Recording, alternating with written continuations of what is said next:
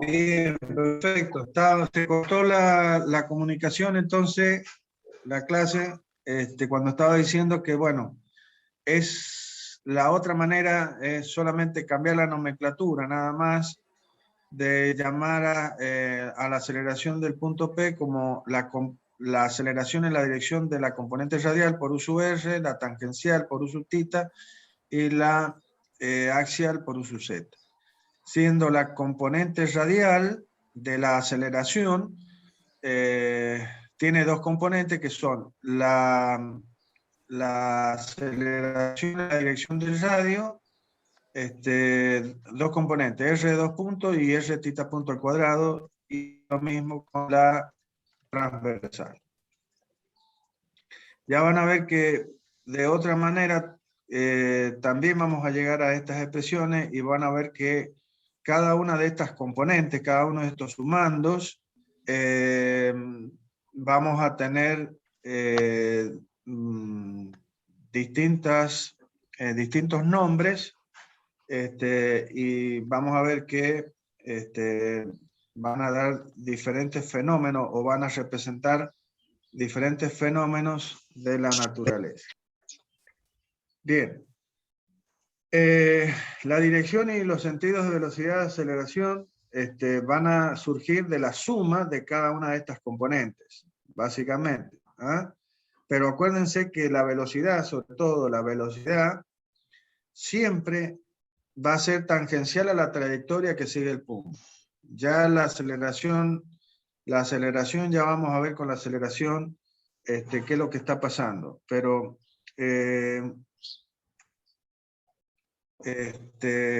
básicamente esas serían las ecuaciones de posición, de velocidad y de aceleración definidas para el caso de un punto que se mueve a lo largo de una trayectoria plana, ubicada a una cierta distancia del plano de referencia, XY,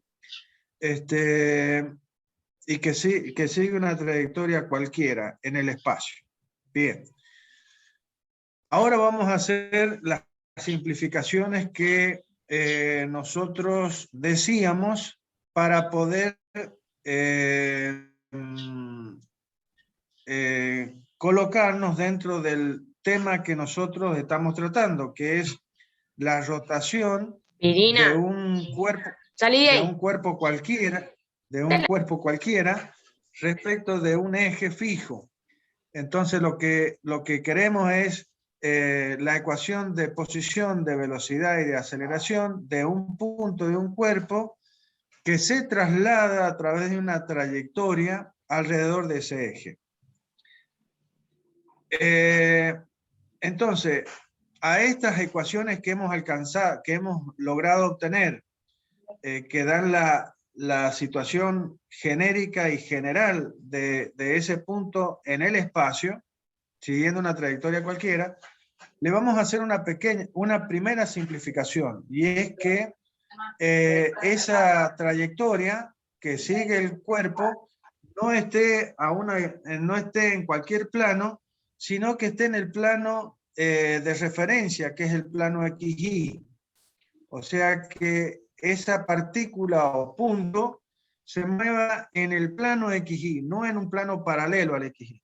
Lo cual significará, como todos sabemos, que lo que tenemos que hacer es hacer a Z0, o sea, la componente que me da la posición axial, o sea, la posición de un plano paralelo al XY, que esa componente sea 0.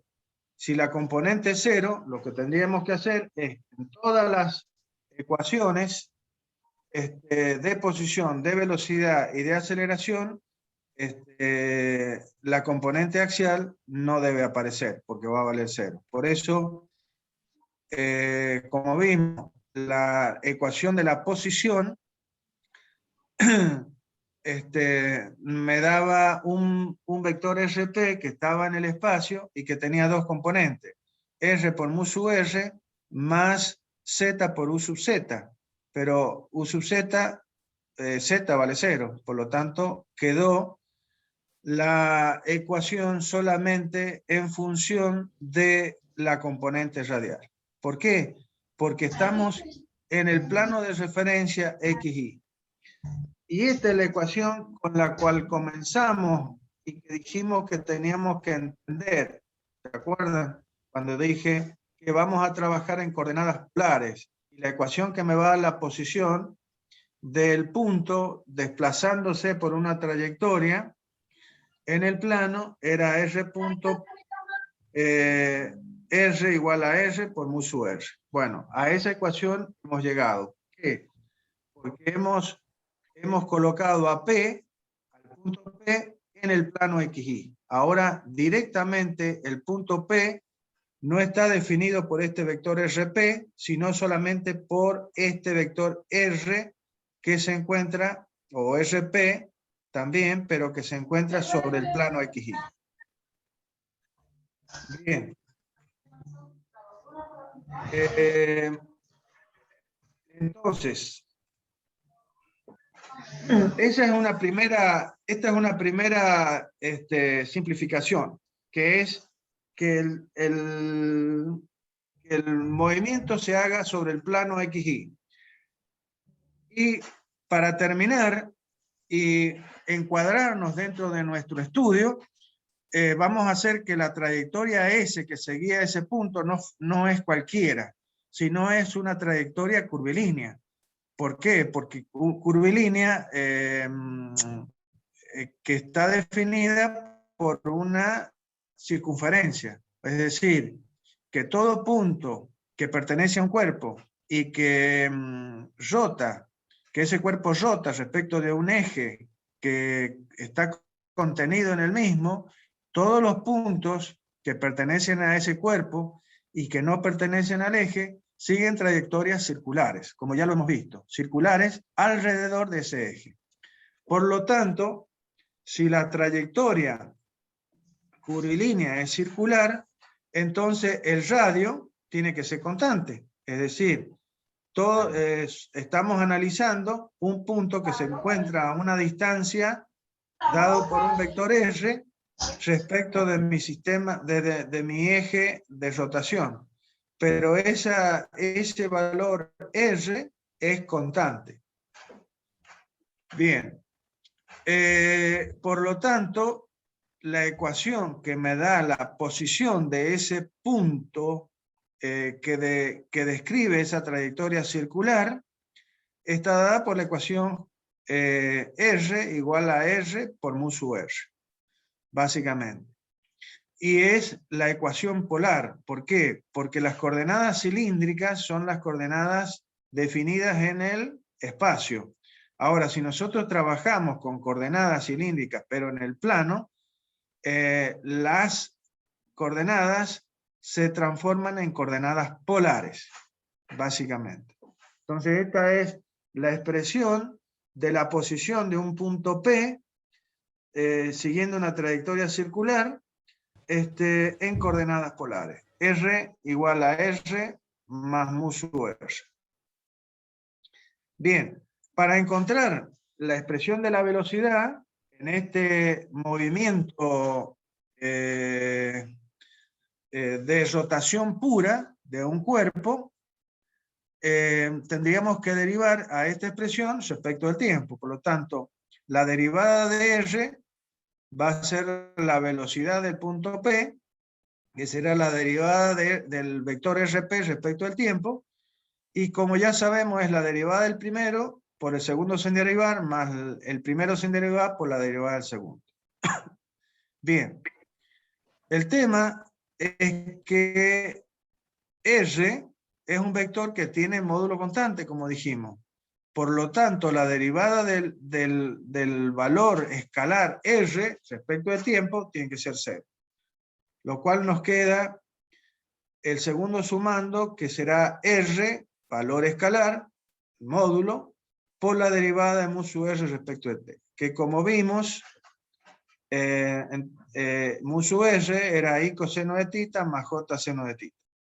Y que una vez que derivamos U sub R, habíamos demostrado que la derivada del vector U sub R nos daba otro vector que tenía como módulo la velocidad angular y estaba en la dirección de θ, o sea, de la dirección de la componente transversal.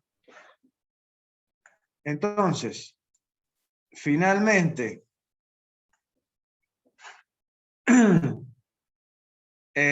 si reemplazamos estos valores de la derivada del vector mu sub r en la ecuación correspondiente de la velocidad, o sea, en la velocidad de P igual a R por la derivada de mu sub R respecto de T, entonces finalmente llegamos a la ecuación que dice que la velocidad de un punto, de una partícula, o de un punto perteneciente a un cuerpo rígido que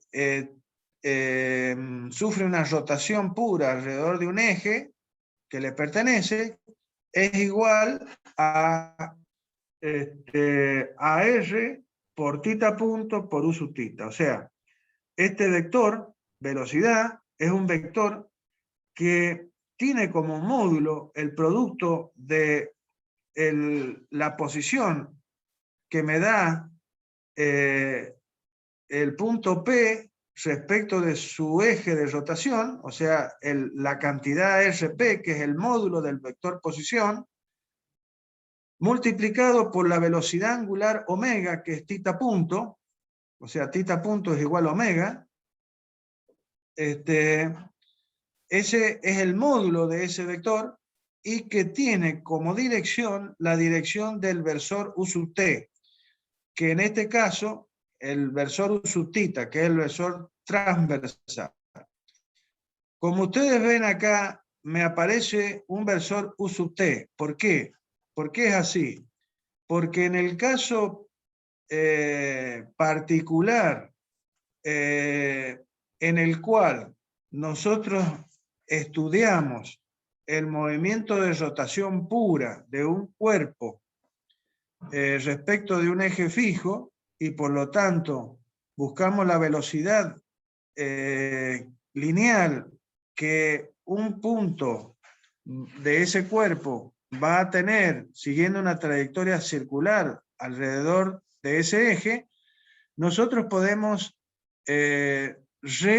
renombrar a la componente radial y a la componente transversal y particularizarlas para este movimiento particular de rotación pura. La componente transversal la rebautizamos diciéndole componente tangencial. Y a la componente radial la rebautizamos y le llamamos componente normal. ¿Por qué? Porque la componente, porque esta es normal, o sea, es perpendicular a la transversal, que es la tangencial. ¿Y por qué le llamamos a la componente transversal, le llamamos componente tangencial? Y porque es la dirección que es tangente a la trayectoria que sigue el punto en su movimiento alrededor del eje. Por eso le llamamos a la componente transversal componente tangencial y a la componente radial le llamamos componente normal, básicamente. Entonces, a U sub R lo vamos a nombrar como U sub N, U radial será U normal, y al U sub θ, que es la componente transversal, le vamos a llamar U sub t, que es la tangencial. Entonces, como vemos, la velocidad del punto P, siguiendo esa trayectoria circular, es un vector que tiene como módulo, como decía, el producto de el módulo del vector posición, que me define la posición del punto P respecto del centro de rotación, por la velocidad angular que tiene el punto por pertenecer al cuerpo que está rotando con esa velocidad angular. Y ese vector tiene la dirección de la tangente a la trayectoria que describe el punto, básicamente. Entonces, por eso será B sub P igual a R por omega por U sub T. Escrito de otra manera, B sub P es igual a B sub T por U sub T, donde B sub T va a valer R por omega. Bien, me estoy pasando ya un minuto. De cualquier manera, déjenme decir esto finalmente. Disculpen. Quiero recalcar esto porque mucha gente no lo llega a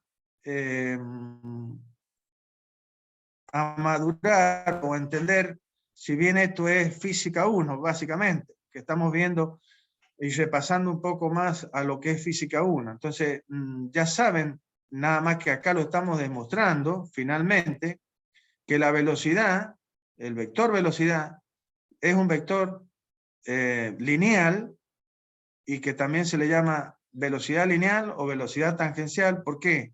Y porque es un vector que es tangente a la trayectoria que sigue ese punto respecto de un eje, básicamente, siguiendo una trayectoria que tiene como centro al eje respecto del cual está rotando el cuerpo. Vuelvo a repetir, la velocidad angular que tiene cualquier punto de este cuerpo, esté ubicado donde esté ubicado, a una distancia RP diferente, la velocidad angular de todos los puntos va a ser la misma. La velocidad lineal o tangencial B sub P no va a ser la misma. ¿Por qué? Porque si bien tiene la misma velocidad angular, cada punto tiene la misma velocidad angular, están ubicados a distintas distancias respecto del centro de rotación. O sea, este punto representaría la intersección del plano sobre el cual está el punto P, perteneciente a esa rebanada que hemos cortado del cuerpo.